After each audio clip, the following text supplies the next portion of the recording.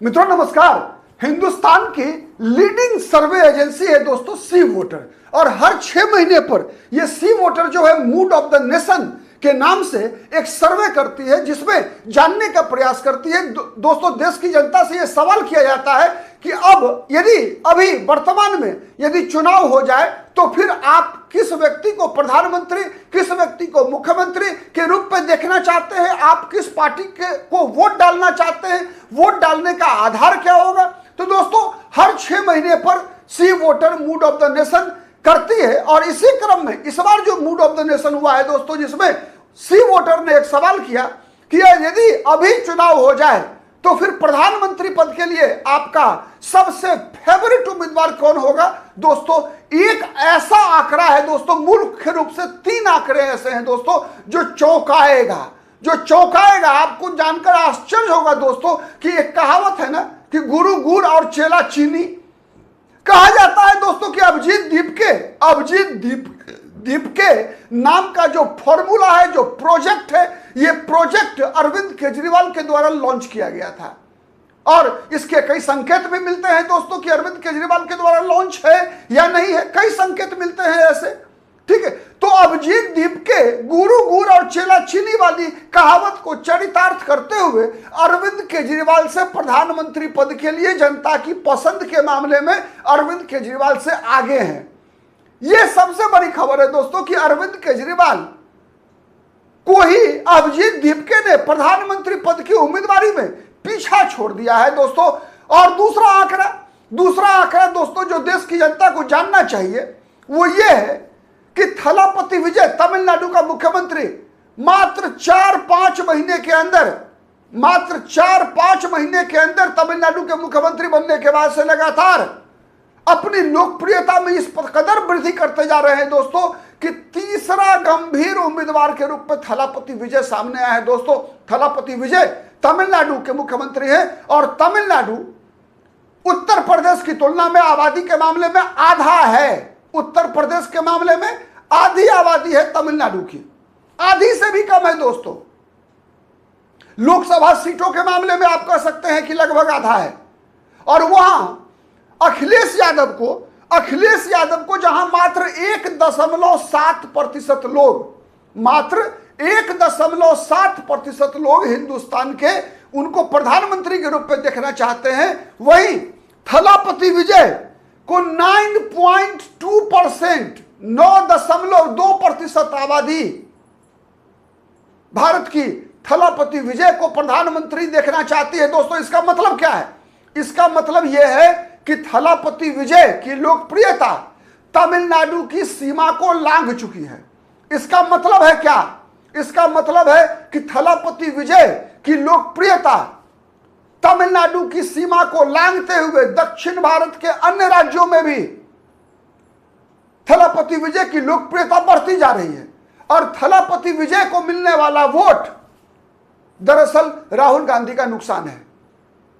राहुल गांधी का नुकसान है। यह बताने से पहले में दोस्तों कि कैसे नुकसान है, मैं आपको पहले बता दूं कि राहुल गांधी को वोट मिल रहा है 27.1% लोगों का, और प्रधानमंत्री नरेंद्र मोदी जो अब से 6 महीना पहले हुए जनवरी में हुए मूड ऑफ द नेशन में दोस्तों 50% का आंकड़ा नरेंद्र मोदी पार कर रहे थे, अब नरेंद्र मोदी 48.7 यानी लगभग 49.49% लोगों की पसंद है अभी। लेकिन अभी भी राहुल गांधी और नरेंद्र मोदी के बीच लगभग 22% वोटों का अंतर है दोस्तों। जैसा मैंने बताया कि थलापति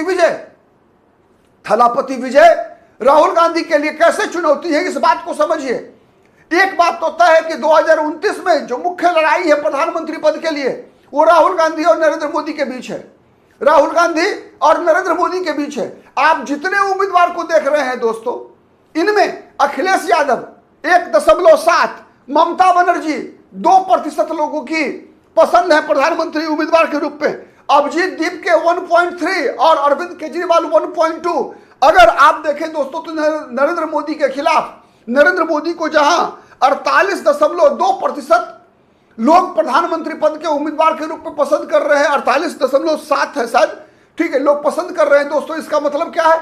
इसका मतलब है कि 51.3% लोग नरेंद्र मोदी के खिलाफ है। 51.3% लोग, और 51.3% में दोस्तों सबसे बड़ा हिस्सेदारी राहुल गांधी का है 27% का। यानी नरेंद्र मोदी को हराने के लिए दो बातों की आवश्यकता है। एक तो आवश्यकता है कि नरेंद्र मोदी के आंकड़े को पार किया जाए, दूसरा है नरेंद्र मोदी के आंकड़े को डाउन किया जाए।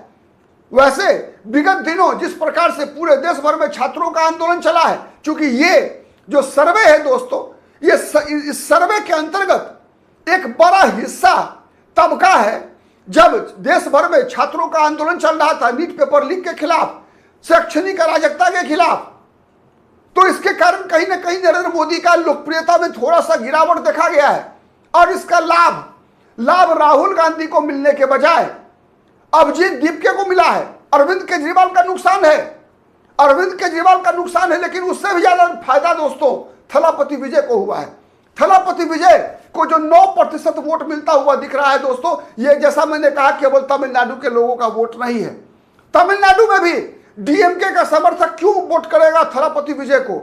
वहां के भाजपा का समर्थक क्यों थलापति विजय को वोट करेगा? एआईएडीएमके का समर्थक क्यों थलापति विजय को प्रधानमंत्री के रूप में देखना चाहेगा?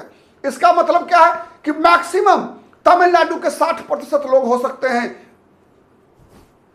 थलापति विजय के साथ। इसका मतलब है कि थलापति विजय को कहां से समर्थन मिल रहा है? थलापति विजय को समर्थन मिल रहा है कर्नाटक से, थलापति विजय को समर्थन मिल रहा है केरल से। तो अगर कर्नाटक और केरल से समर्थन इसलिए मिल रहा है कि थलापति विजय ईसाई समाज से आते हैं, और राहुल गांधी को अगर नरेंद्र मोदी को आने वाले दिनों में चुनौती देना है दोस्तों, तो एक बात तय है कि मोदी का ग्राफ गिरेगा, लेकिन राहुल गांधी के ग्राफ को ऊपर उठाने के लिए अल्पसंख्यक यानी मुसलमान और ईसाई के समर्थन की आवश्यकता होगी। दोस्तों कई बार ये चर्चा चली है पूरे देश भर में, विपक्ष के कई दल ये दावा करते हैं राहुल गांधी के लिए क्यों थलापति विजय बड़ी चुनौती है। मैं बता रहा हूं दोस्तों, राहुल गांधी के लिए चुनौती इसलिए है कि थलापति विजय खुद ईसाई समाज से आते हैं, खुद ईसाई हैं। और कई बार आपने चर्चा सुना होगा दोस्तों कि राहुल गांधी प्रधानमंत्री के रूप में पसंद नहीं है ममता बनर्जी को, अरविंद केजरीवाल को, अखिलेश यादव भी बीच बीच में चिट्ठी काटते रहते हैं, उद्धव ठाकरे को पसंद नहीं है राहुल गांधी। और कई बार विपक्ष में एक खेमा ऐसा भी है जो ये लगातार दावा करता है कि जब तक नरेंद्र मोदी के खिलाफ राहुल गांधी की उम्मीदवारी रहेगी तब तक नरेंद्र मोदी को नहीं हरा पाएंगे राहुल गांधी कभी। ठीक है, क्योंकि राहुल गांधी की जो पहचान है वो सोने की चम्मच लेकर पैदा लेने वाला राजकुमार की है, और नरेंद्र मोदी इसी पर वार करते हैं। नरेंद्र मोदी सामाजिक पारिवारिक पृष्ठभूमि पर वार करते हैं, अपने आप को चाय वाले का बेटा बनाकर जो कनेक्ट करते हैं आम जनता से, देश की आबादी से, गरीब से, गुरबों से, वो राहुल गांधी नहीं कर पाते। तो ऐसी स्थिति में क्या राहुल गांधी का विकल्प आने वाले दिनों में थलापति विजय हो सकते हैं? क्या थलापति विजय को गैर कांग्रेस विपक्षी क्षेत्रीय दल जितने भी हैं, क्या उनका समर्थन मिल सकता है? तो ये कई सवाल खड़े हैं दोस्तों जो आने वाले दिनों में पूछे जाएंगे। वैसे अभी लोकसभा चुनाव में अभी आप कह सकते हैं लगभग 3.25 वर्ष का समय शेष है, लेकिन कहा जाता है राजनीति में हर वक्त संभावनाएं खुली होती है। जैसे वन नेशन वन इलेक्शन की बात हो रही है, राहुल गांधी तो ये भी दावा करते हैं कि नरेंद्र मोदी की सरकार गिर जाएगी। कई बार विपक्ष ये दावा कर चुका है दोस्तों लोकसभा चुनाव के परिणाम आने के बाद से ही कि नीतीश कुमार अलग हो सकते हैं एनडीए से, चंद्रबाबू नायडू अलग हो सकते हैं एनडीए से। अगर ऐसा कुछ होता है दोस्तों तो फिर निश्चित मानकर चलिए कि राहुल गांधी के रास्ते में नरेंद्र मोदी तो चुनौती है ही। राहुल गांधी के लिए सबसे बड़ी चुनौती है कि विपक्ष के जितने भी क्षत्रप है क्या वो उनको अपना नेता मानते हैं या नहीं मानते। यह सबसे बड़ा सवाल है जो आने वाले दिनों में भारत की राजनीति की दिशा तय करेगा। लेकिन एक बात तय है कि छात्र आंदोलन के माध्यम से कहीं ना कहीं नरेंद्र मोदी की लोकप्रियता और बढ़त को कंट्रोल करने में विपक्ष कुछ हद तक कामयाब रहा है, जिसका सबसे बड़ा सबूत है दोस्तों कि अगर जनवरी के मूड ऑफ द नेशन में जो बताया गया था कि भारतीय जनता पार्टी अपने बलबूते पर 287 लोकसभा सीटें जीत सकती है, जीतती हुई दिख रही थी। अभी वर्तमान में बताया गया कि भारतीय जनता पार्टी को मात्र 261 लोकसभा सीटों पर सफलता मिल सकती है। वहीं कांग्रेस पार्टी जिसे मात्र 80 लोकसभा सीटें दी गई थी जनवरी के मूड ऑफ द नेशन में, अभी वही आंकड़ा 106 पर पहुंच रहा है। वर्तमान लोकसभा में कांग्रेस के 99 सांसद हैं। इसका मतलब है कि बीजेपी नीचे आ रही है, कांग्रेस ऊपर जा रही है। बीजेपी के लिए सबसे बड़ी चिंता की बात है उत्तर प्रदेश। दोस्तों, उत्तर प्रदेश का आंकड़ा बीजेपी को डराएगा, लेकिन कहा जाता है बीजेपी कई बार हारी हुई बाजी भी जीत लेती है, वहीं विपक्ष जीती हुई बाजी भी हार जाता है। तो इसीलिए उत्तर प्रदेश में विधानसभा चुनाव में भी अभी 5 से 6 महीने का समय है। देखते हैं कि ये आंकड़ा जो है वो आने वाले चुनाव को कितना प्रभावित करता है, और इस आंकड़े के आधार पर क्या हर राजनीतिक दल अपनी अपनी रणनीति में कोई परिवर्तन करती है या नहीं करती है, भारतीय जनता पार्टी क्या सबक लेकर आगे कोर्स करेक्शन करती है, इस पर भी नजर हमारी बनी रहेगी। आप बने रहिए पॉलिटिकल आइडिया के साथ। आज के लिए इतना ही, फिर मुलाकात होगी किसी अन्य मुद्दे पर। तब तक के लिए नमस्कार।